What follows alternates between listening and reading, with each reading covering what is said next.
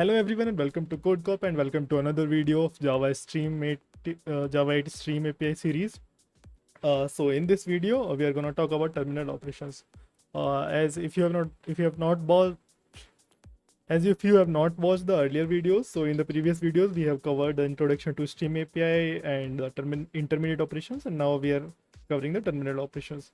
So as I have explained earlier, the terminal operations are the operations in the Stream API in which like we collect the data into some data structure or some list, or like just print it, whatever we are gonna do with the after performing some intermediate operations. So if you go to this example that I have shown you earlier, you'll be able to see like in this example I have said like in the filtering, after the filtering part, this intermediate operation, then we can perform the simple collect operation, which what it will do, it will just collect that stream to a list and it will return it to the filtered names.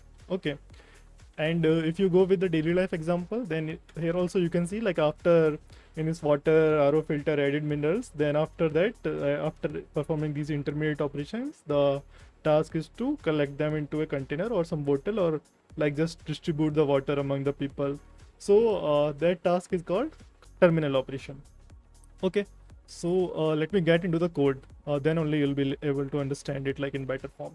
So here you can see I have just I'm having a name of this arrays as list, and I'm having the name Alice, Bob, Charlie, David, and Alice again. So if I am like if the task that I have is like I have to filter the name with starting with A, and then I'm printing them. Okay. So from until here the intermediate operation is working. Okay, on this stream we have performed this intermediate operation. That filter is an intermediate operation, as I have explained earlier in this in the earlier video, and this forEach is the terminal operation. What are the other terminal operations that we do have? We do have these terminal operations in the important terminal operations. Okay, so these are the only important terminal operations that you must be aware of. The interviews, like most of the questions, whenever an interviewer asks, then in like most of the scenarios, whenever we are terminating our loop or terminating, I would say not loop, or terminating our stream after performing intermediate operations, then these 8 or 9 operations cover all the scenarios only. Okay, so if they are going to ask you like print each of the element of an I would say array list, then we can use forEach, and similarly we can use all of these. Okay, so I'll be explaining each one of them separately, so, using code only, then only you'll be able to understand. Okay, so let's dive into this. So I have just now show you like I'm printing the names which are starting with A. So I have given this filter, and this for each terminal operations gets like consumer as an input and then print the output. Takes a consumer and simply prints the data. Okay, and whatever you want to do in this like lambda expressions with that for each of the operations, for each of the filtered item, it is going to perform these tasks only. Okay, so that like so now for each is explained, let's move toward the toArray. Okay, so what toArray do actually?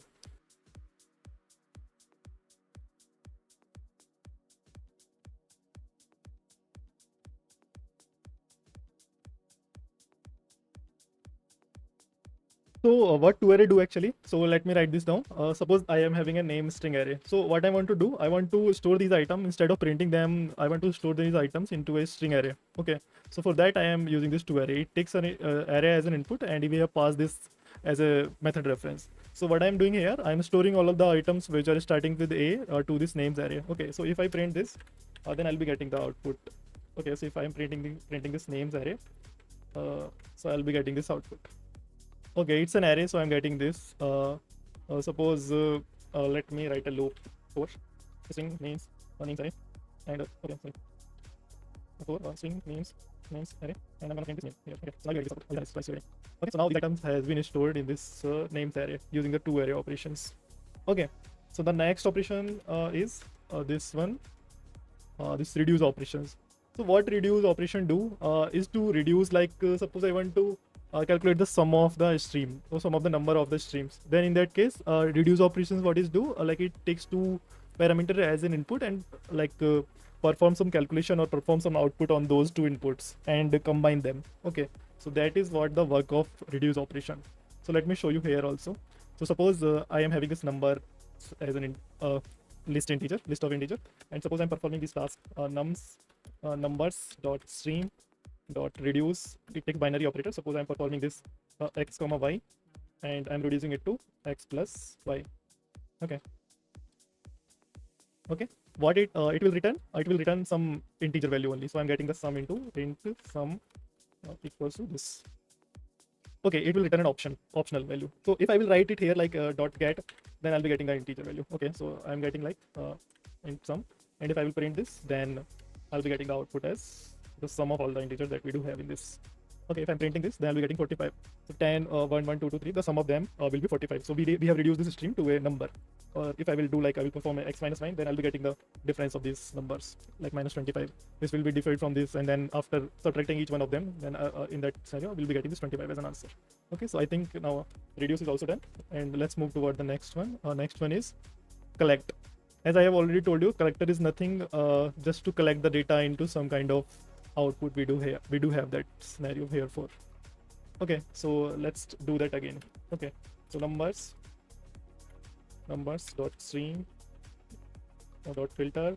Let me give a predicate here. X is equal to x modulo 2 is not equal to 0. So I'm getting all the even numbers, all the odd numbers, sorry, and then I'll perform some collect on that.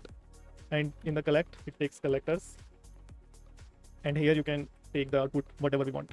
Okay, grouping by, joining, max by, and in any of the scenarios we can take up. Okay, so we want to take that to list, to map, to set, anything we can pick. Suppose I'm picking to list, so I'll be getting the output into a list. Okay, so if I will write it here like list odd numbers. Okay, so and if I'll be printing this data, then I'll be getting the odd numbers only. Okay, I am getting this odd numbers.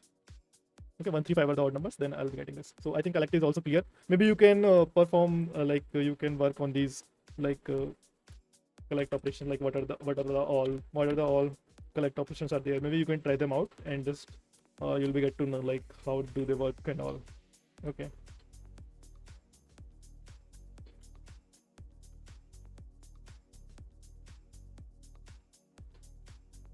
Okay, maybe you can have a look on all these numbers and all. Okay, so it will be more clear to you after you will go through them by yourself. Okay, so I think collect is also covered, and min is there.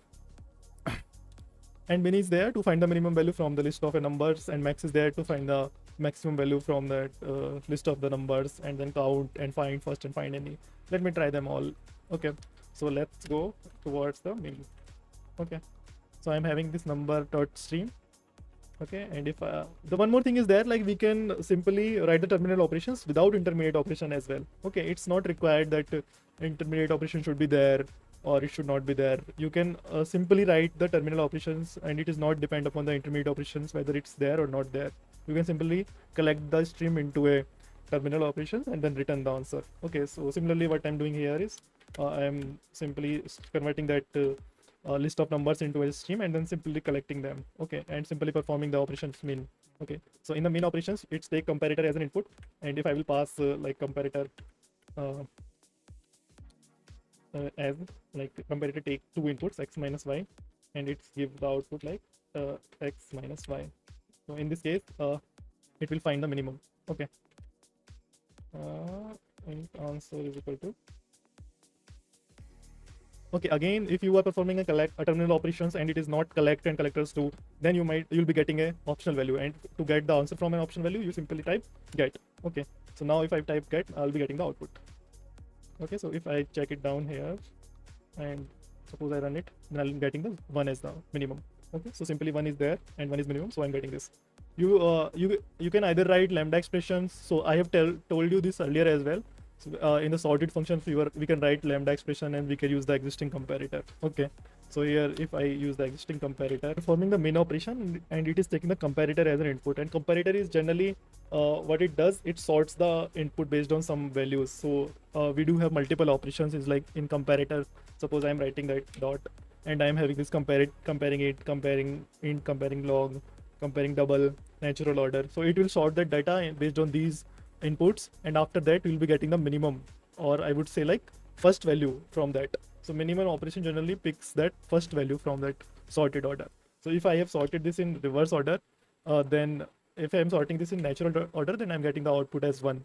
And if I am sorting this as reverse order, then I'll be getting the output as this 10. Okay, so min is totally depend upon this comparator. Like however you are sorting this data, then from that only the minimum or the like lowest value that is on the index 0 will be getting return in the answer.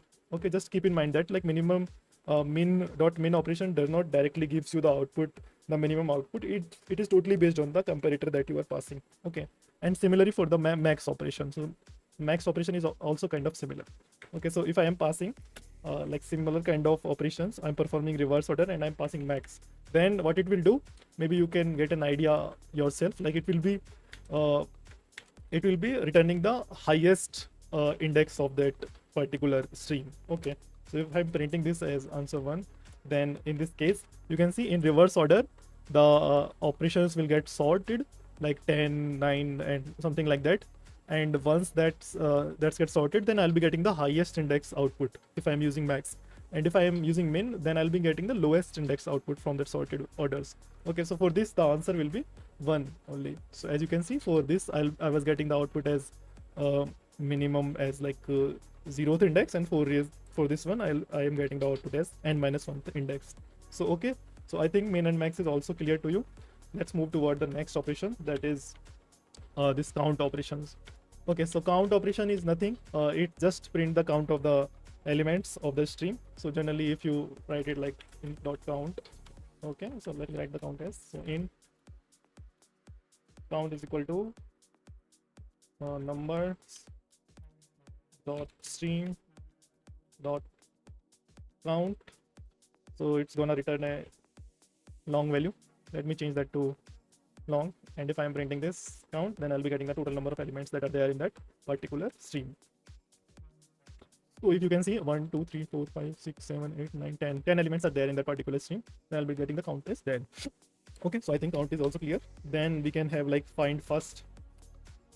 Okay, first element numbers, as the name is suggesting, it will be returning the first value from that particular stream. Okay, find first. And if you this is gonna return, I think, an optional, and if you're getting the output, then maybe you can use the get, and after that maybe you can print it, then you'll be getting the first element as an output. Okay, and here you can also, and you'll be getting the first element as an output. So 10 is the first element of that stream, then you are getting, that's why you are getting the first element. Okay, suppose let me write it here as well. First element is, okay, so I'll be getting this first element is 10. Okay, and similarly findAny works. Okay, similarly findAny works like if you are gonna pick a random value from this particular stream. Suppose I don't want to pick the first find first, like I just want to pick a random value from it. Okay, so it will be done using the findAny operation, findAny terminal operation. So I'm performing the same operation. So let me give the name as findAny, and here also let me give find. Okay, findAny here. Okay, so I'll be getting a random value as an output. Is the issue? You can see first element is 10. I'm getting find due to some issue, or like maybe for now it is finding first element. Okay, so this findAny works in a similar way of find first, but in the first it will get the value at the 0th index, and in findAny it can get the value at any of the index. Okay, so I think findAny is also done. So I think I have covered pretty much all the operations, and maybe I have this sheet as well, document that I have prepared. I'll be sharing this document in the Google Drive link to this document in the description, and maybe you can go through it and maybe apply these operations to your streams. Okay, so I think that is it for this video. I'll meet you in the next video, and next video we'll be talking about this say in the next video we'll be talking about these interview questions. Okay, so the terminals operations we have already covered. The introduction to Stream API, it is already done, and intermediate operations are done. So now we are good to go with the interview questions. So in the next couple of videos I'll be explaining like what are the interview questions that are being asked and how to tackle them, okay, based on Stream API. Okay, so yeah, so thank you for watching, and if you like the video, just like, share and subscribe. And if you have any doubt related to the terminal operations or any of these operations, or like any introduction to Stream API or anything, just keep me posted in the comment section. I'll be ready to help. Okay, so till then, keep coding, keep learning. Thank you.